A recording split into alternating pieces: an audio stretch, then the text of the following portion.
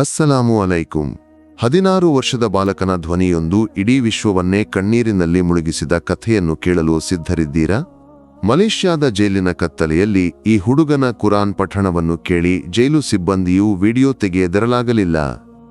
2014ರಲ್ಲಿ ಈ 2.5 ನಿಮಿಷದ ವಿಡಿಯೋ ಇಡೀ ವಿಶ್ವವನ್ನೇ ಗೆದ್ದಿತು. 2014ರಲ್ಲಿ ಮಲೇಷ್ಯಾದ ಒಂದು ಜೈಲಿನಿಂದ ಈ ಅದ್ಭುತ ಕಥೆ ಆರಂಭವಾಯಿತು. 16 ವರ್ಷದ ಬಾಲಕ ಥೈಲ್ಯಾಂಡ್ ಅಥವಾ ಕಾಂಬೋಡಿಯಾದಿಂದ ಬಂದವನು ಓದಿಗಾಗಲಿ ಅಥವಾ ಕೆಲಸಕ್ಕಾಗಲಿ ಮಲೇಷ್ಯಾಕ್ಕೆ ಬಂದಿದ್ದ.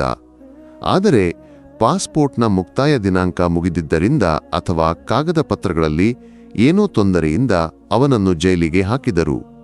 ಜೈಲಿನಲ್ಲಿ ಇದ್ದಾಗ ಈ ಬಾಲಕ ಇತರ ಕೈದಿಗಳಿಗೆ ಕುರಾನ್ನು ಸುಂದರವಾಗಿ ಪಠಿಸಿಕೊಡುತ್ತಿದ್ದ. ಒಂದು ದಿನ ಊಟದ ಸಮಯದಲ್ಲಿ ಜೊತೆಯ ಕೈದಿಗಳು ಇಂದು ಒಮ್ಮೆ ಜೋರಾಗಿ ಕುರಾನ್ ಪಠಿಸು ಎಂದರು. ಅವನು ಆ ಧ್ವನಿಯಲ್ಲಿ ಆ ಭಕ್ತಿಯಿಂದ ಕುರಾನ್ ಪಠಣ ಆರಂಭಿಸಿದ. ಆ ಸಮಯದಲ್ಲಿ ಜೈಲಿನ ಕ್ಯಾಂಟೀನ್ನಿಂದ ಊಟ ವಿತರಿಸಲು ಒಬ್ಬ ಸಿಬ್ಬಂದಿ ಬಂದಿದ್ದ. ಆ ಬಾಲಕನ ಧ್ವನಿಯನ್ನು ಕೇಳಿದಾಗ ಅವನ ಹೃದಯವನ್ನು ಮುಟ್ಟಿತು. ಅವನು ರಹಸ್ಯವಾಗಿ ಆ ಬಾಲಕನಿಗೆ ತಿಳಿಯದಂತೆ 2.5 ನಿಮಿಷದ ವಿಡಿಯೋ ರೆಕಾರ್ಡ್ ಮಾಡಿದ. ಆ ವಿಡಿಯೋ ಇಂಟರ್ನೆಟ್ಗೆ ಅಪ್ಲೋಡ್ ಆದಾಗ ಅದು ವಿಶ್ವಾದ್ಯಂತ ಸಂಚಲನ ಸೃಷ್ಟಿಸಿತು. ಆ ಧ್ವನಿಯನ್ನು ಕೇಳಿದವರು ಮತ್ತೆ ಮತ್ತೆ ಕೇಳತೊಡಗಿದರು. ಎಲ್ಲರೂ ಆ ಬಾಲಕನನ್ನು ಹೊಗಳಿದರು, ದುವಾ ಮಾಡಿದರು. ಆ ವಿಡಿಯೋದ ಶಕ್ತಿ ಅಷ್ಟಿತ್ತು. ಸ್ನೇಹಿತರೆ, ಆ ವಿಡಿಯೋ ನೋಡಿ, ಆ ಧ್ವನಿಯನ್ನು ಕೇಳಿ ನಿಮ್ಮ ಹೃದಯ ಏನು ಹೇಳುತ್ತದೆ? ಒಂದು ಕ್ಷಣ ಕಣ್ಣು ಮುಚ್ಚಿ ಆ ಧ್ವನಿಯ ಬಗ್ಗೆ ಯೋಚಿಸಿ.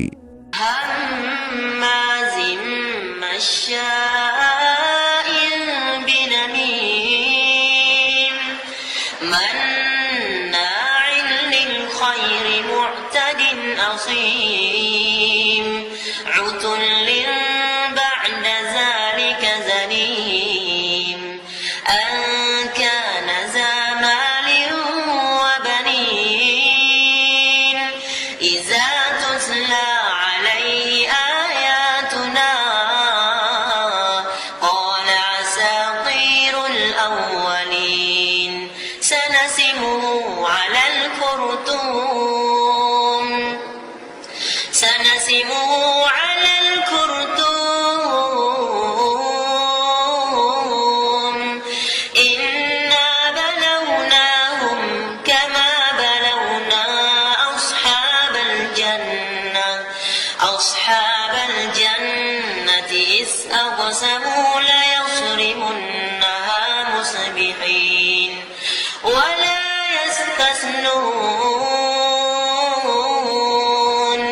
فطاف عليها طائف من ربك وهم نائمون فأصبحت كالصريم فتنادوا مصبحين أن اغدوا على حرثكم إن كنتم صارمين فانطلقوا وهم يتخافتون ألا يدخلنها اليوم عليكم مسكين وغدوا على حرد قادرين فلما رأوها قالوا إنا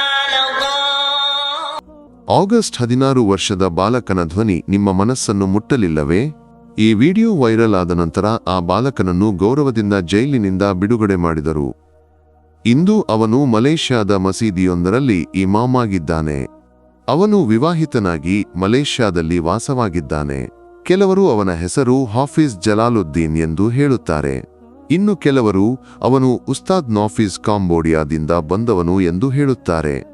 ಆದರೆ ಹೆಸರು ಏನೇ ಇರಲಿ, ಆ ಧ್ವನಿ ವಿಶ್ವದ ಹೃದಯದಲ್ಲಿ ಸ್ಥಾನ ಪಡೆಯಿತು.